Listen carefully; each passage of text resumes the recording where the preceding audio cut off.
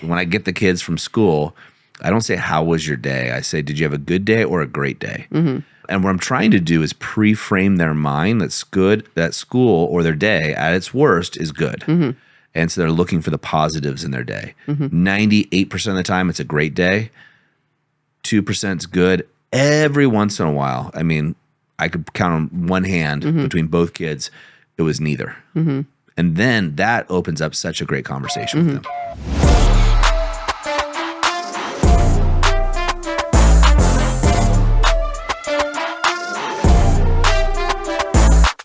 Hey guys, welcome back to the TPM Show. Once again, we're joined with my beautiful wife, Erin Holt. Now, Erin has to leave, and so does Colton. We're going to make this a short one, guys. And this one is all going to be about children. Babe, thanks for being back, and thanks for waiting and coming back for this next episode.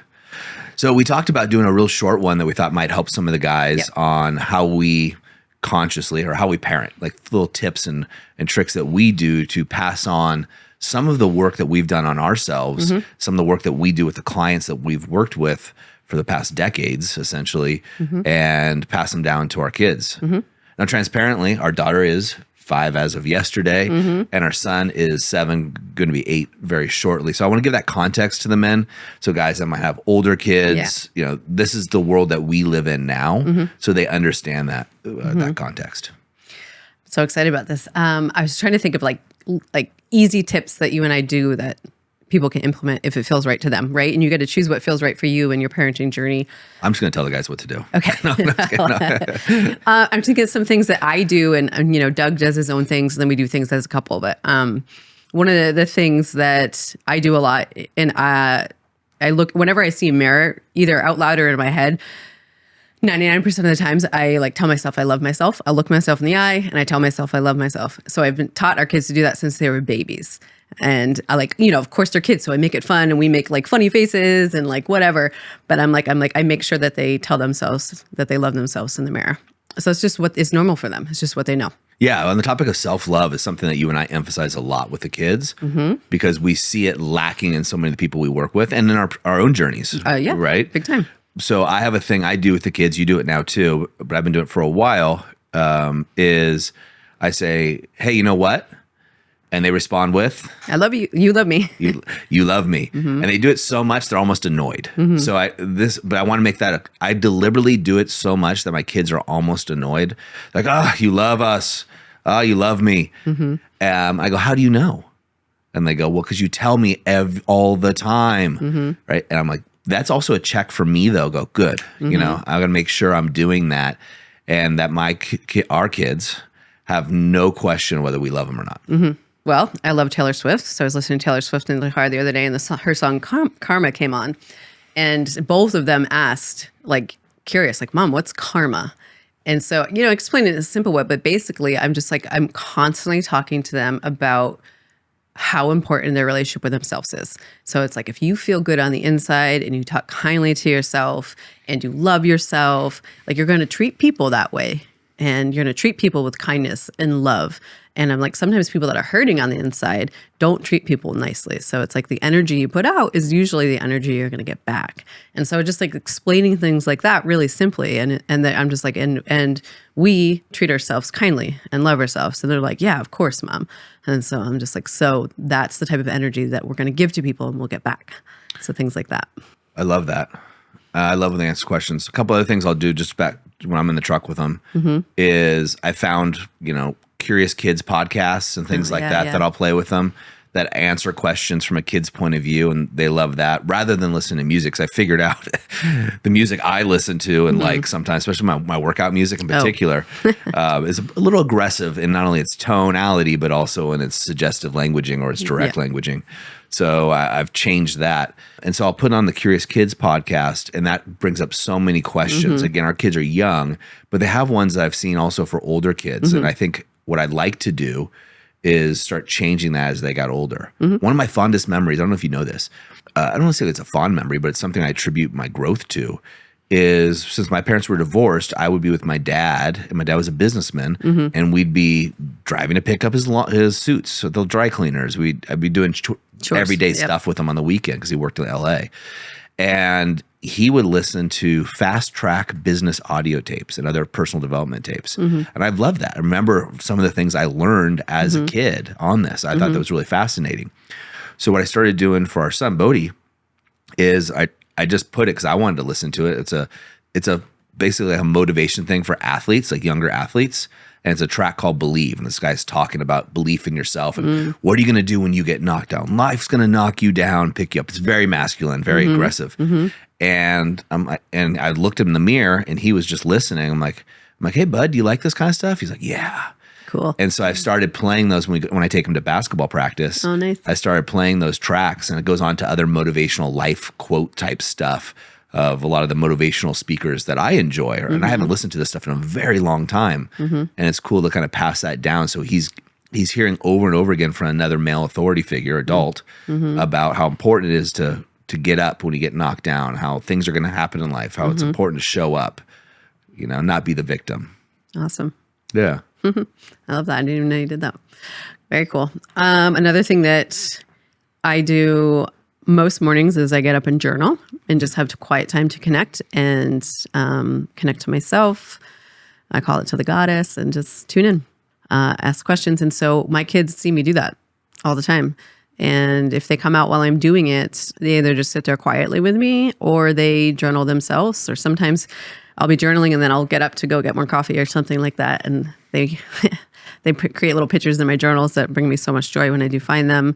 Yeah, and I just like modeling. We all know this. We hear this. What behavior is really serving you is, they're going to hear our words, of course, but modeling is going to impact them more. So, and they have their own little journals. And, whether they use them or not, they go through phases, but they see that their mom does it a lot. And I know you do it some too. I just think they see me do it more for scheduling and whatever reason. So yeah, just sharing that with them instead of being like, oh, they're here, I'll shut my journal. I'm like, nope, this is journaling time. You can join me if you want. Yeah. Or you can just sit here. I love that. There's two other things that I see them seeing us do, you in particular. There's been many times when I've had our daughter especially, but both of them say, come on, Dad, let's meditate. And they'll get in a version of the lotus position with their fingers, the wrong fingers touching, especially when they're younger. It's cute. But they know that's something that we do, and you in particular do. The other thing is, Bodhi's starting to ask me to work out with them. And Aspen brought her out into our daughter. She worked out with us for an hour yesterday. Yeah, I know. And she went to the garage with me and was, asking how to use pieces of equipment and things like that. For us, it's really important that as we work on our health and wellness, that we impart that into them, that they have the knowledge on how to do it, but they also understand that they get to respect the physicality of their bodies. Yeah, and do it from a place of self-love. Of course. Yep. And crushing the competition of basketball. Yeah. Our son is, learning to read right now. So I did this a long time ago, knowing that eventually they'd be able to read. So their rooms are upstairs in our house and they have their own little bathroom. And on the mirror, I can't remember exactly what it says, but it's, I am loved, I am worthy, I am enough. And there's a fourth one so that it's just there. It's just, they're going to be reading it some days their subconscious picks it up. They ask me what it says. Sometimes Aspen obviously can't read yet. And I say it out loud to them and they'll ask me questions about it. And sometimes they just bop along, whatever, but like they're hearing it over and over again. Another thing that we teach them to do is something I teach the guys to do is cleaning up things, right? Cleaning up when you hurt someone's feelings or you do something, how to clean it up. Now, we don't do it perfectly, but we're starting to teach them not only how to do it, but why it's important to do. Because they're brother and sister. So they're best friends one moment, they're fighting like cats and dogs the next. So teaching them how to clean up, like a version of the hidden motives technique that we teach. How do you clean that up with your brother, your sister, your mom, or what have you? Since I'm perfect, they don't have to do that with me. But how do they do that in other realms? I think actually another thing on that note, it's what area that you've really grown in, I think the past year, I would say, is like, you're energetically protective of me. If they are, I just naturally spend more time with them. If at the end of the day, we're all kind of tired of each other and they're getting snippy or rude towards me or not listening, like you shut that down. And like you provide the masculine space for that and a boundary, like, no, you don't talk to your mom like that or however you say it, whatever the thing is. And it's like, that's so beneficial for me and for them and for everybody. But you hold that masculine line with them because it's holding boundaries for feminine. I don't know if you know this or people know this, but it's very, very tiring. Yeah. And you do a really good job of that. Thank you. I appreciate that. Yeah, it's an interesting balance for me because I don't want to step in too early because I want you to have, I always think if I step in too early, then they're not going to listen to you when I'm not there. So I wait till that I could see that line. There's a line that I have within me that I notice that line gets crossed, whether it be a continuous pecking at you or one egregious act. Then I'll step in and I'll let them know in no uncertain terms that is not accepted and that will not happen. And they listen. Yeah. Another thing we do for each other, and I alluded to this in the last episode, is sometimes we just burn out. Like sometimes I come home and I'm just like, I'm exhausted. For whatever reason, physically, emotionally, I have nothing. My tank is empty.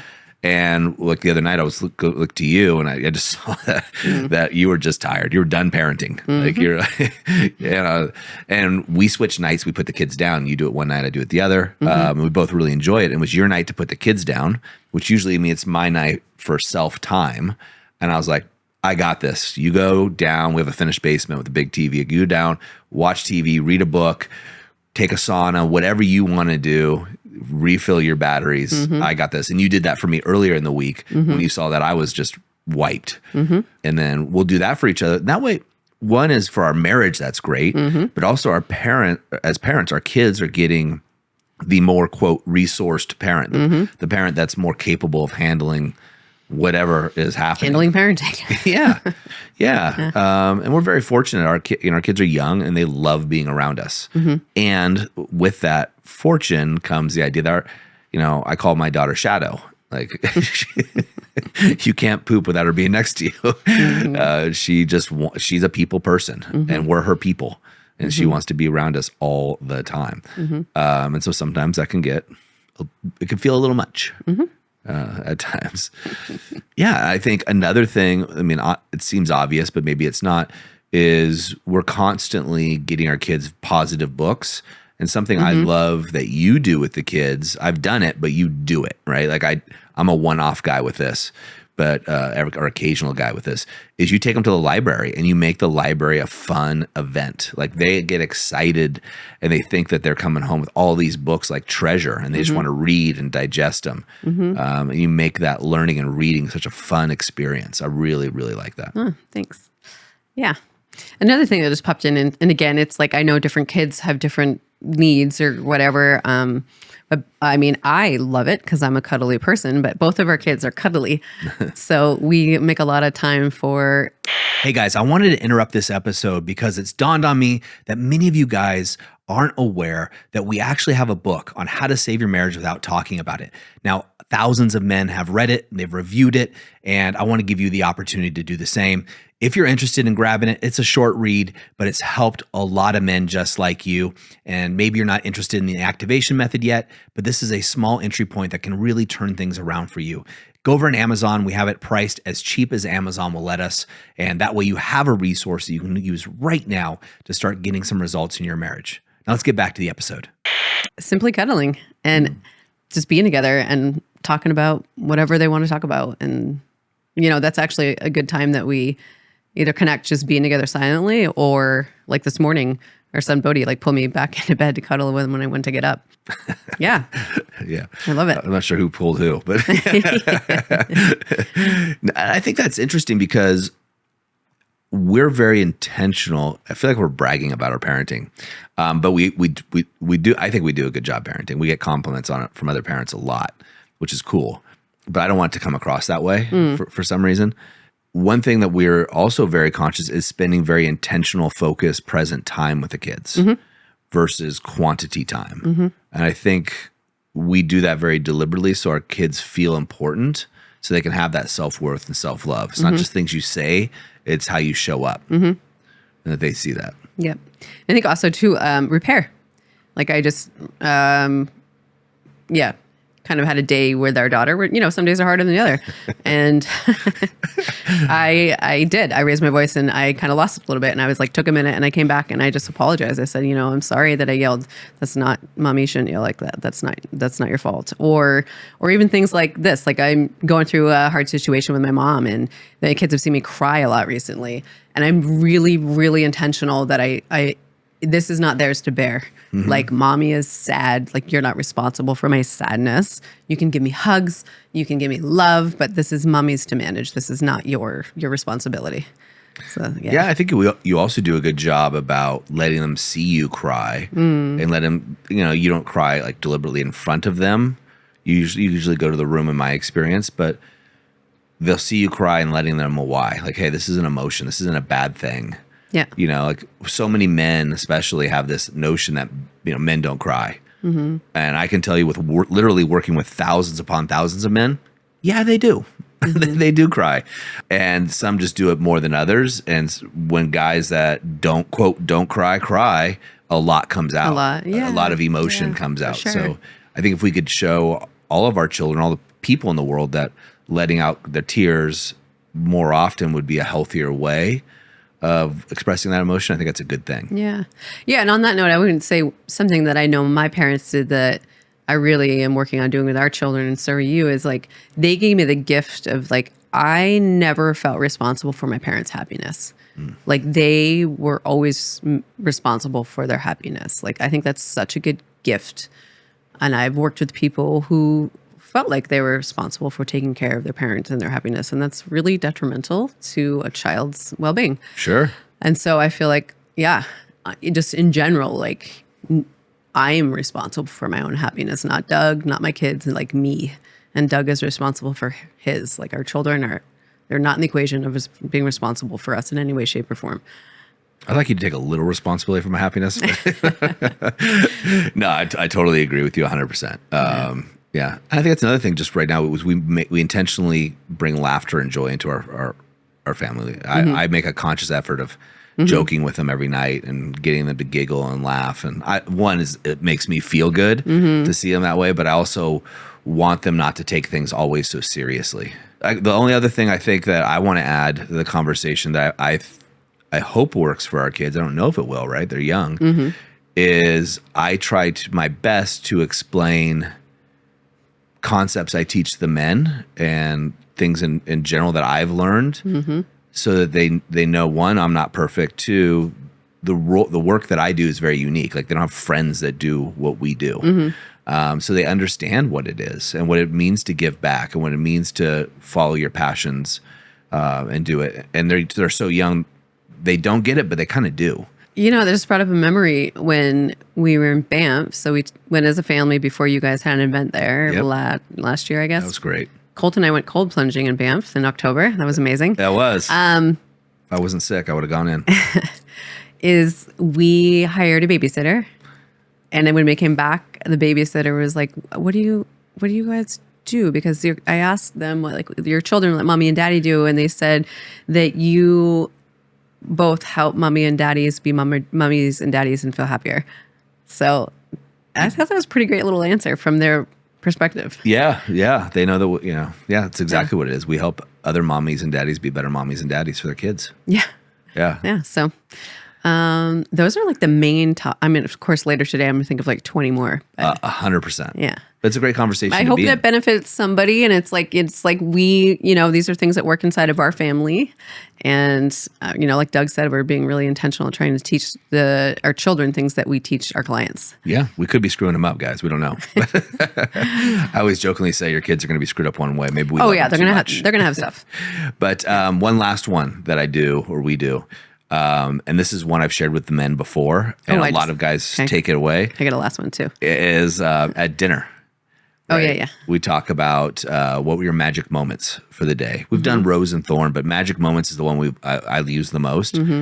And sometimes they might not say anything, but sometimes it really gets a good conversation going, or you learn a little bit more about their life.